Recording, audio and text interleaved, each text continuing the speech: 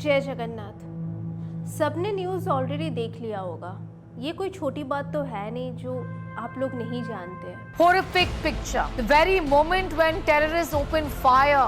Army Chief General Upendra Dwivedi has reached Srinagar, Jammu Kashmir. He's been briefed by the 15 Corps commander. Pakistan shamelessly not mending its own way, not ensuring that its soil is not used for terrorism. Not just from President Trump, but President of France, President of Egypt, King of Jordan, Prime Ministers of Israel, Japan, Italy have called Prime Minister Modi to show solidarity. जब दुश्मन भारत में घुस कर उसे लहूलुहान कर दे तो जवाब सिर्फ जमीन और हवा से ही नहीं जाएगा, समंदर भी गरज उठेगा। फिर भी ब्रीफ के लिए मैं ये बताना चाहती हूँ कि ये वो कश्मीर है जिसे हेवन ऑन अर्थ कहते हैं। पहलगाम के वैशन वैली जिसे मिनी स्विट्जरलैंड भी बुलाते हैं हम। लेकिन 22 अप्रैल 2025 जो कि कुछ दिनों पहले की बात है, इस जन्नत ने एक ट्रॉमा देखा जो पूरे हिंदुस्तान को हिलाकर रख दिया। यहाँ हुआ आतंकवादी हमला जिसमें 26 लोगों ने अपनी जान खो दी। ये हमला दोपहर के 2 से 3 के बीच में हुआ था, जब पहलगाम में वैशन वैली में टूरिस्ट अपना समय एंजॉय कर रहे थे। ये जगह इतनी सुंदर है कि लोग यहाँ पॉनी राइड्स लेते हैं और मैं और शुभम बैठ के मैगी खाने जा रहे थे। टी और मैगी पीकर आराम से बैठते हैं और नेचर की सुंदरता का मज़ा लेते हैं। लेकिन 22 अप्रैल को सब कुछ पल भर में बदल गया। अचानक से जंगल से चंद आतंकवादी निकल के आते हैं जो कि कैमोफ्लेज यूनिफॉर्म में थे। लोगों से उनका मजहब पूछा गया। बोला गया कि मुसलमान एक साइड, हिंदू एक साइड हो जाए। 2 अलग अलग ग्रुप में बांट दिए गए उन्हें। लोगों से कलमा पढ़ाया गया। मुसलमान है तो पहले कलमा पढ़ के दिखा। और फिर इतना काफ़ी नहीं था कि आतंकवादियों ने हिंदू आदमियों से उनके पैंट उतरवाए ताकि वो उनके प्राइवेट पार्ट्स को देख सके, और वो भी सबके सामने, और ताकि वो कंफर्म कर सके वो जिन्हें मार रहे हैं वो नॉन मुस्लिम हैं। हिंदू है मुसलमान, मैंने कहा हिंदू, मार दिया। और जब पता चला कि वो लोग हिंदू है तो अंधाधुंध फायरिंग स्टार्ट कर दिया उन लोगों ने। हम बढ़ जाते हैं ये जेंडर, कास्ट और लैंग्वेज की फाइट में। अगर आपको मराठी नहीं बोलनी आती तो आप महाराष्ट्र में नहीं रह सकते। साउथ में जाओ तो वहाँ का लोकल लैंग्वेज तो बोलना ज़रूरी है, नहीं तो फिर से वही लैंग्वेज के नाम पर फाइट शुरू हो जाती है। हमेशा से एक कहावत है, बटोगे तो कटोगे, और इसका एक भयंकर एग्जाम्पल है जो अभी पहलगाम में हुआ। आतंकवादी ने ये नहीं पूछा आप मराठी हो या नहीं, आपको मराठी बोलनी आती है या नहीं, अगर आती है तो आप नहीं मरोगे। ऐसा नहीं है कि भारत ने अभी तक कोई कदम नहीं उठाया। पहले भारत ने इंडस वाटर ट्रीटी को ही सस्पेंड कर दिया। ये ट्रीटी 1960 में वर्ल्ड बैंक के मेडिएशन से साइन की गई थी। इसके तहत इंडस रिवर और उसके ट्रिब्यूटरीज के पानी का डिस्ट्रीब्यूशन इंडिया और पाकिस्तान दोनों के बीच होगा। इस ट्रीटी के तहत पाकिस्तान को इंडस, झेलम और चिनाब रिवर्स का पानी मिलता है, जिसमें से इनकी 80% से ज़्यादा पानी की ज़रूरत पूरी होती है। लेकिन अब भारत ने ये ट्रीटी को होल्ड कर दिया है जब तक पाकिस्तान क्रॉस बॉर्डर टेररिज्म का सपोर्ट नहीं छोड़ता। फॉरेन सेक्रेटरी विक्रम मिश्री ने कहा, The Indus Waters Treaty of 1960 will be held in abeyance with immediate effect. Pakistan के लिए ये सस्पेंशन एक बहुत बड़ा प्रॉब्लम बन सकता है, खासकर एग्रीकल्चर के लिए, जो कि उसकी इकोनॉमी के लिए बहुत ज़्यादा ज़रूरी है। ये सस्पेंशन पाकिस्तान के लिए लॉन्ग टर्म में बहुत बड़ा चैलेंज है, खासकर इंडस, झेलम और चिनाब रिवर्स पर जो 80% वाटर फ्लो देता है। ये रिवर पंजाब और सिंध के एग्रीकल्चर के लिए ज़रूरी है, जहां 85% फूड बनता है, और ये सेक्टर इकोनॉमी का 25% कंट्रीब्यूट करता है। दूसरा, भारत ने अटारी वाघा बॉर्डर को सील कर दिया। ये बॉर्डर इंडिया और पाकिस्तान के बीच ट्रेड और लोगों का आने जाने के लिए बहुत इम्पोर्टेंट ज़रिया था। इसको बंद करके भारत ने डायरेक्ट ट्रेड का रूट ब्लॉक कर दिया, जिससे दोनों देश के बीच का इकोनॉमिक एक्सचेंज इफेक्ट होगा। इसके अलावा जो लोग वैलिड पेपर के साथ क्रॉस कर चुके थे उन्हें मई 1 तारीख से पहले वापस पाकिस्तान आ जाना पड़ेगा। ये दिखाता है कि भारत अब पाकिस्तान के साथ कोई भी फिजिकल कांटेक्ट को नहीं चाहता। अटारी वाघा वो जगह है जहां दोनों देश मिलकर इंडिपेंडेंस डे सेलिब्रेट करते हैं, लेकिन अब वो भी बंद हो जाएगा। तीसरा, भारत ने पाकिस्तान के हाई कमीशन में पोस्ट किए गए मिलिट्री, डिफेंस, नेवल और एयर एडवाइजर को पर्सोना नॉन ग्रेटा डिक्लेयर कर दिया है। इसका मतलब है कि इन्हें भारत से जल्दी वापस जाना पड़ेगा। सेम टाइम भारत अपने एडवाइजर्स को इस्लामाबाद से वापस बुलाया। ये वो डिप्लोमेटिक रिलेशन को भी सीरियसली डाउनग्रेड करता है। डिप्लोमेट्स का काम है दोनों देश के बीच का कम्युनिकेशन को स्मूथ करना, लेकिन अब भारत ने ये चैनल भी बंद कर दिया, जिससे टेंशन और बढ़ सकता है। भारत ने पाकिस्तानी नेशनल्स को सार्क वीज़ा एक्सेप्शन स्कीम के तहत इंडिया आने से मना कर दिया है। इसके अलावा जो वीज़ास पहले से इशू किए गए हैं उन्हें कैंसिल कर दिया गया है। भारत ने पाकिस्तानी नेशनल को SAARC वीज़ा एक्सेप्शन स्कीम के तहत इंडिया आने से मना कर दिया है। इसके अलावा जो वीज़ा पहले से इशू किए गए हैं उन्हें कैंसिल कर दिया गया है। ये दिखाता है कि कोई भी पाकिस्तानी नेशनल आसानी से अब इंडिया नहीं आ सकता। ऐसा नहीं है कि पाकिस्तान ने अभी तक कोई कदम नहीं उठाया। पाकिस्तान ने 1972 के शिमला एग्रीमेंट को सस्पेंड कर दिया है, जो इंडिया और पाकिस्तान के बीच पीस और बाइलेटरल टॉक का एक बड़ा फाउंडेशन था। इसके साथ ही पाकिस्तान ने अपना एयर स्पेस इंडियन एयरलाइंस के लिए बंद कर दिया। सभी ट्रेड एक्टिविटीज़ को रोक दिया गया और बागा बॉर्डर को भी सील कर दिया गया। पाकिस्तान ने ये भी कहा कि अगर इंडिया इंडस वाटर को रोकने की कोशिश करेगी तो ये एक्ट ऑफ वार समझा जाएगा। ये सब डिसीजन पाकिस्तान के नेशनल सिक्योरिटी कमेटी के मीटिंग के बाद लिए गए हैं, जो प्राइम मिनिस्टर शहबाज शरीफ ने की थी। शिमला एग्रीमेंट 1971 के वॉर के बाद साइन हुआ था, जब इंडिया और पाकिस्तान ने एक पीस ट्रीटी बनाया। इस एग्रीमेंट ने लाइन ऑफ कंट्रोल मतलब LOC को एस्टैब्लिश किया और दोनों देश के बीच एक डायरेक्ट टॉक्स के लिए फ्रेमवर्क बना दिया। इसके सस्पेंड होने के बाद अब डिस्प्यूट को सॉल्व करने के लिए थर्ड पार्टी इंटरवेंशन की पॉसिबिलिटी बढ़ सकती है, जो सिचुएशन को और भी ज़्यादा कॉम्प्लिकेटेड कर सकता है। ये एक बड़ा डिप्लोमेटिक शिफ्ट है जो दोनों देश के रिलेशन और टेंशन को बढ़ा सकता है।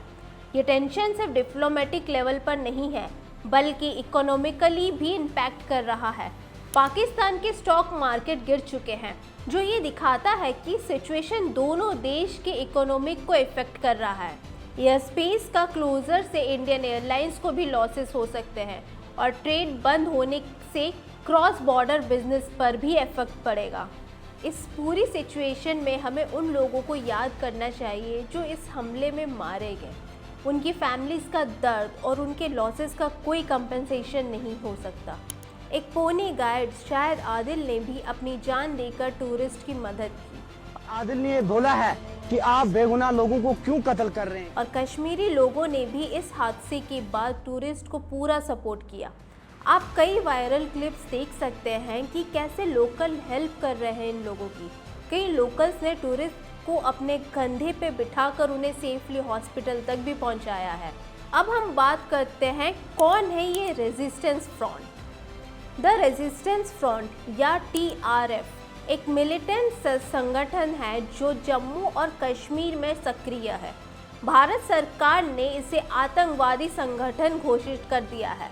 ये संगठन 2019 में उभरा जब आर्टिकल 370 को हटाया गया और कश्मीर को स्पेशल स्टेटस ही खत्म हो गया।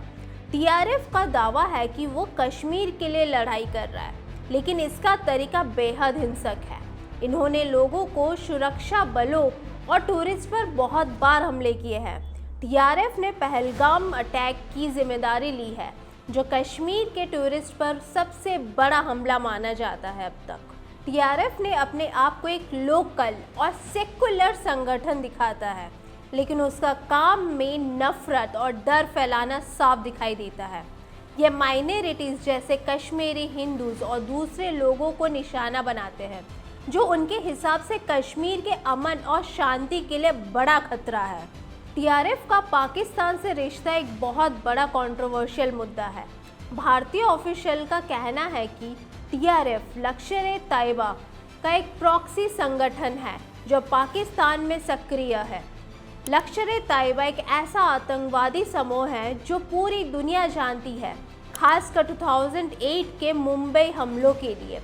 भारत का आरोप है कि पाकिस्तान की इंटर सर्विसेज इंटेलिजेंस ISI जैसी संस्थाएं टीआरएफ को समर्थन दिखाती है ताकि कश्मीर में अशांति फैलाई जा सके। अब बड़ा सवाल ये है कि क्या सिचुएशन जंग तक जाएगी। एक्सपर्ट के मुताबिक ये अटैक इंडिया पाकिस्तान के रिलेशन को ब्रेकिंग पॉइंट पे ला चुका है। ऑब्जर्वर रिसर्च फाउंडेशन का एक आर्टिकल में ये कहा गया कि पाकिस्तान ने ये अटैक शायद इसलिए किया क्योंकि वो कश्मीर में अपना कंट्रोल खो रहा था और अपने मिलिट्री को पब्लिक सपोर्ट दिखाना चाहता था। अल जजीरा ने रिपोर्ट किया है कि दोनों देश एक स्ट्रैटेजिक स्टैंड ऑफ की तरह बढ़ रहा है और इंडियन मीडिया में मिलिट्री स्ट्राइक की बातें हो रही है, जैसे 2019 के बालाकोट स्ट्राइक। कई मीडिया हाउसेस ये भी कह रहा है कि न्यूक्लियर आर्म्ड राइवल्स के बीच एक मिलिट्री एस्केलेशन का खतरा है, लेकिन न्यूक्लियर वेपन्स की वजह से दोनों देश के लिए फुल स्केल वॉर शुरू करना बहुत ज़्यादा रिस्की है।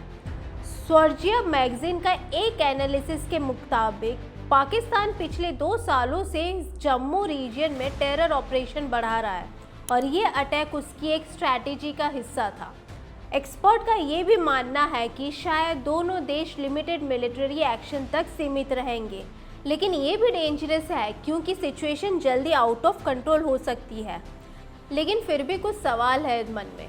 ये अटैक बॉर्डर पर नहीं हुआ, एक टूरिस्ट प्लेस पे हुआ है जो कि 200 से 300 किलोमीटर दूर है बॉर्डर से। तो कैसे आए आतंकवादी यहाँ तक? टूरिस्ट स्पॉट पे एक्स्ट्रा सिक्योरिटी कब आएगी? इंटेल फेलियर हुआ, क्यों नहीं रोक पाए हम इसे? अगर सस्पेक्ट का स्केचेस ऑलरेडी रेडी है तो अरेस्ट क्यों नहीं किया गया उन्हें? जब मैं और मेरी टीम बैठकर ये वीडियो हम एडिट कर रहे थे तो इस विषय पे कुछ और नए अपडेट्स आ चुके हैं जो मैं आपको बताना चाहूँगी। ये वॉर जितना हमें बड़ा लग रहा है ना, उससे कई ज़्यादा बड़ा वॉर हो सकता है।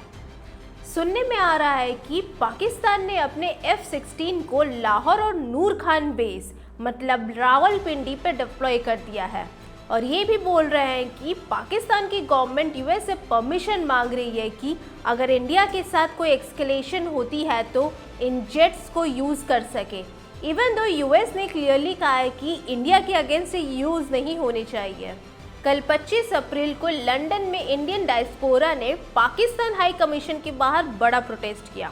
सब अटैक के बाद बहुत ज़्यादा सैड थे, जस्टिस मांग रहे थे और पाकिस्तान को टेररिज्म को सपोर्ट करने के लिए गाली भी दे रहे थे। इंडियन झंडे लेकर भारत माता की जय और पाकिस्तान मुर्दाबाद के नारे लगाए जा रहे थे। प्रोटेस्ट तो पहले पीसफुल था, 500 से ज़्यादा लोग थे, ज्यूइश कम्युनिटी भी साथ थी, पर बात बिगड़ गई जब पाकिस्तान के एक आर्मी ऑफिसर तैमूर राहत ने वीडियो में थ्रोट स्लिट जेस्चर करता दिखाई दिया। वीडियो वायरल हो गया और अब सब इसको लेकर पाकिस्तान को और ज़्यादा कोस रहे हैं। अब वायरल वीडियो में देख सकते हैं कैसे ये पाकिस्तानी आर्मी ऑफिसर और पाकिस्तानी लोग इस अटैक के बाद खुशी से नाच रहे हैं। ये वीडियो ये दर्शाता है कि इंटरनेशनल लेवल में हम लोग पाकिस्तान का मजाक क्यों उड़ाते हैं। ये वायरल वीडियो ये भी दर्शाता है कि पाकिस्तान सच में टेररिज्म का साथ देता है। INS विक्रांत अपना होम पोर्ट कारवार कर्नाटका छोड़ के अरेबियन सी कोस्ट के पास पेट्रोलिंग कर रहा है। अगर कोई अटैक होता है तो हम भी जवाब देने के लिए रेडी है। कल 25 अप्रैल को LOC पे फायरिंग की खबर आई। पाकिस्तानी पोस्ट ने छोटे हथियारों का इस्तेमाल किया और इंडियन आर्मी ने भी सॉलिड जवाब दिया। हमारी साइड से कोई नुकसान तो नहीं हुआ।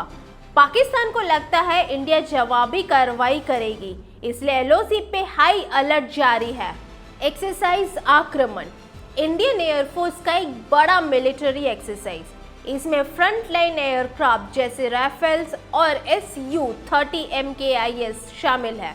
यह एक्सरसाइज 24 अप्रैल के आसपास शुरू हुआ था सेंट्रल सेक्टर में। और इसका फोकस है कॉम्प्लेक्स मिशन पे, जैसे ग्राउंड स्ट्राइक्स और इलेक्ट्रॉनिक वॉरफेयर, खासकर अलग अलग टेरेंस जैसे पहाड़ों में इंडियन एयरफोर्स अपनी फुल तैयारी दिखा रहा है। एक और बड़ा अपडेट, इंडियन सिक्योरिटी फोर्सेस ने बांदीपुरा जम्मू एंड कश्मीर में एक एनकाउंटर में लश्कर-ए-तैयबा के टॉप कमांडर अल्ताफ अली को न्यूट्रलाइज कर दिया है। यह ऑपरेशन जस्टिस का एक बड़ा हिस्सा था। सिक्योरिटी फोर्सेस ने ट्रेल पुलवामा में एक सर्च ऑपरेशन के दौरान अप्रैल 22 के पहलगाम टेरर अटैक के मेन सस्पेक्ट आसिफ शेख के घर को तोड़ दिया। ऑफिशियल ने बताया कि सस्पिशियस आइटम देखने के बाद वो पीछे हट गए और फिर एक बड़ा धमाका हुआ। आसिफ शेख के बारे में लगता है कि वो उस मिलिटेंट ग्रुप का हिस्सा था जिसने पहलगाम अटैक करवाया, जो लश्कर-ए-तैयबा से लिंक्ड है। नियर बाई जंगलों में भाग गए थे वो लोग। पुलिस ने 3 सस्पेक्ट के स्केचेस रिलीज किए हैं और उनके बारे में इन्फो देने के लिए 20 लाख के रिवॉर्ड का भी अनाउंसमेंट किया गया है। ये सारे कदम दिखाता है कि भारत अब झुकेगा नहीं, भारत अब डरेगा नहीं, ना ही भारत किसी दबाव में आएगा। तुमने हमको धर्म पूछ के मारा था, हम तुम्हें धर्म और देश दोनों बता के मारेंगे। ये वीडियो बनाते वक्त दिल सच में बहुत ज़्यादा भारी हो गया। पहलगाम, जहाँ की वादियाँ कभी सिर्फ खूबसूरती और सुकून का पैगाम देती थी, आज वहाँ खून की छींटें और दर्द भरी चीखें गूंज रही है। 26 मासूम जिंदगियाँ अपने परिवार के साथ एक छोटी सी खुशी के पल जीने आए थे, पर उन्हें वापस जाने का मौका ही नहीं मिला। यह अटैक सिर्फ एक जगह पर नहीं हुआ, बल्कि हमारे दिल के उस हर कोने पे हुआ है जहां हम अपने देश की शांति और एकता के सपने देखते हैं। हमारे इस जवान, हमारी सरकार और हम सब मिलकर इस दर्द को कभी नहीं भूल पाएंगे। प्राइम मिनिस्टर मोदी ने कहा है कि हर आतंकवादी और उनके सपोर्टर्स को सज़ा मिलेगी, चाहे वो दुनिया के किसी भी कोने में छुपे हों। Track and punish every terrorist। ये सिर्फ एक बातें नहीं है, ये एक वादा है, एक वादा जो कई करोड़ों इंडियंस के गुस्से और उम्मीद से बंधा हुआ है। हमने इंडस वाटर ट्रीटी को सस्पेंड किया, डिप्लोमेटिक रिलेशन को और ज़्यादा सख्त किया और हर उस रास्ते को बंद किया जो आतंक का शाह देती है। ये एक शुरुआत है और हमें अपने शहीदों के खून का एक एक कतरे का हिसाब लेना है। ये वक्त सिर्फ गुस्से का नहीं है, एकता का भी है।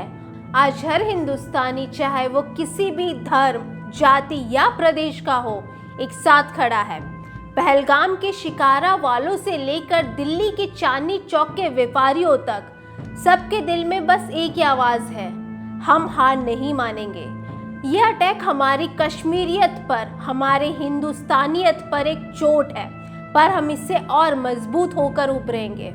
इस वीडियो के एंड पर मैं बस ये कहना चाहती हूँ, अपने देश के लिए दुआ करो, अपने जवानों के लिए हिम्मत मांगो और अपने दिल में ये संकल्प लो कि हम शांति के लिए लड़ेंगे, पर अपने शहीदों का बलिदान कभी नहीं भूलेंगे। और कमेंट सेक्शन में अपने विचार ज़रूर शेयर करें, क्योंकि यह आवाज़ सिर्फ मेरी नहीं है, हम सबकी है। जय हिंद।